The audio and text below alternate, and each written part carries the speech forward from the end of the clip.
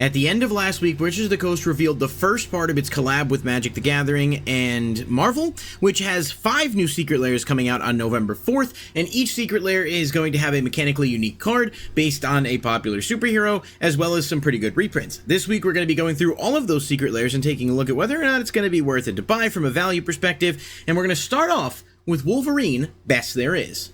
Let's get into it.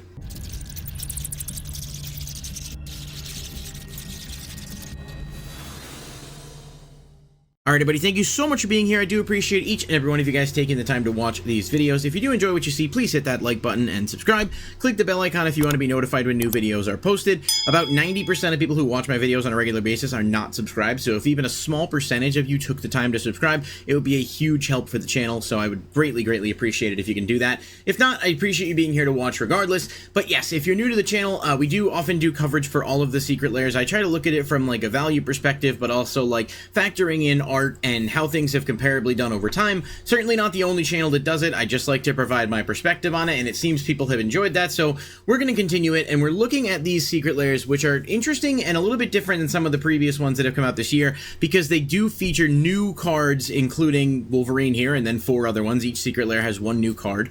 Some people are going to like that, some people aren't. I do think it's a bit of a hot button issue, simply because these are limited run or limited demand, whatever. They're not printed demand, so the opportunity to get these are going to be a little bit lesser, and that creates an issue where if these cards are really good, no one has a way to get them if they've sold out. If scalpers go and grab them or whatever, it's not like this is just a cosmetic version, in which point it's like, okay, I get it, it sucks you couldn't get what you wanted, but you still have a card that's functionally the same. And we know there are actual Magic sets coming out next year for Marvel, so maybe they'll be putting these cards in there and it'll just be a little while. This is meant to build some hype. If that's the case, I'm kind of okay with it.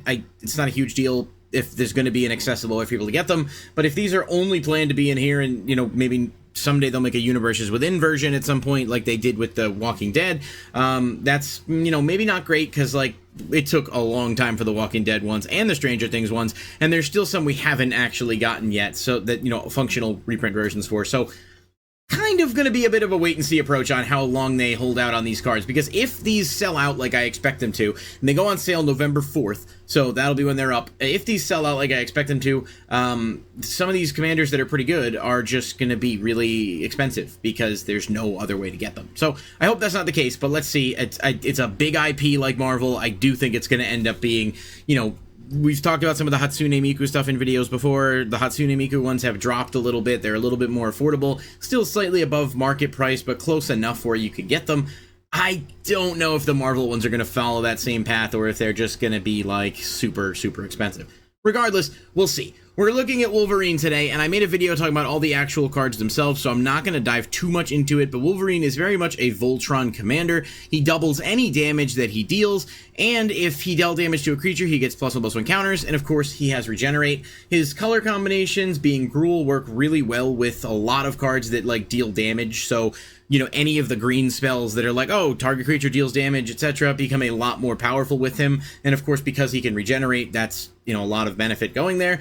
Is he a game-breaking Voltron commander? No, but he does have a lot of potential with a lot of low-cost, powerful cards, and I do think this is going to be one that people like. Of course, it's Wolverine. The artwork here is unique, and it looks awesome. I have no basis on which to, you know, consider for price on this, obviously, because really, you just really don't know. I mean, we could look at cards that are, you know, functionally strong, like I think it was it Rick, Steadfast Leader, as I'm, like, live looking at this. Rick is still pretty expensive, despite being reprinted as the Universes Within, and he was mechanically unique, although I think Rick is a little bit stronger as a card than Wolverine, but, you know, $40, and it was actually higher than that before the reprint happened. So, just, you know, a comparable is going to depend entirely on how these cards actually perform and what people think of them, but I don't know, let's say maybe somewhere in the $20 range. Is that low? It feels like it could be low.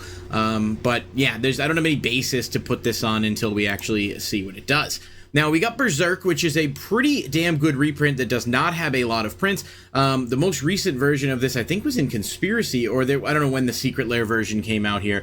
But it looks like around $20 at the cheapest. I'm just double checking to make sure there might be some cheaper variants that I'm not noticing, but I don't think so. Just kind of clicking through, I think realistically, because yeah, this is all Magic Online, It's got a couple secret lair prints. It was, yeah, they really haven't printed this card a ton, and it is pretty expensive. Is that the, yeah, Conspiracy might have actually been the last reprint. So a pretty good reprint here, actually. It's a really good card. It obviously works pretty well with Wolverine, and it's like a $20+ card, so overall, a really, really nice inclusion here in terms of reprints, and I think it's nice that they're doing this. Simply because when you're asking people to pay more on these, and I meant to mention this when I started, but I did forget, these secret lairs are actually going to cost $39.99 for the non-foil and $49.99 for the foil. So there is a $10 markup on both, probably because of the IPs. Don't love that, because it's not like it's going to cost, you know, any extra to print them, but it is what it is. They're still going to sell out. So, you know, we can yell, you know, at the clouds all day about how frustrating this is, but this is just kind of the nature of it with these licensed things here. So either way, it's a really good reprint. Rite of Passage, definitely another card that actually only has the one print as far as I can tell. Certainly not expensive, around $5, but I mean, it's still a good enough inclusion, and whenever creatures dealt damage, it gets a +1/+1 counter, so this basically doubles up Wolverine's ability to give himself counters, so it's a good inclusion for the deck regardless. Rhythm of the Wild, another really, really strong card. You know, it was reprinted in Ravnica Remastered, it's been in a couple of Commander decks. It's just a good uncommon, and well, here it's a rare, but generally it's been printed at uncommon.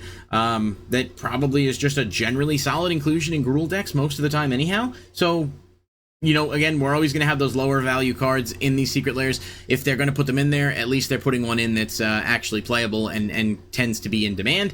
We'll see where, you know, the versions of this go. It doesn't have another secret lair. And then finally, the Ozolith, which is just a crazy, crazy reprint in here. It's about a $40 card at the cheapest.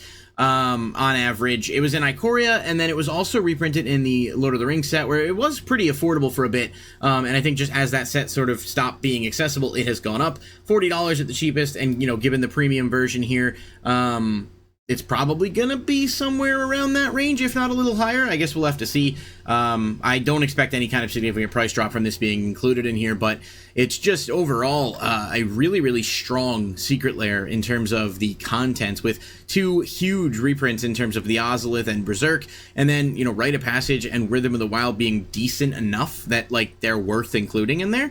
And then, of course, Wolverine himself being a bit of a wild card, but I think he's gonna work really well with a lot of this stuff.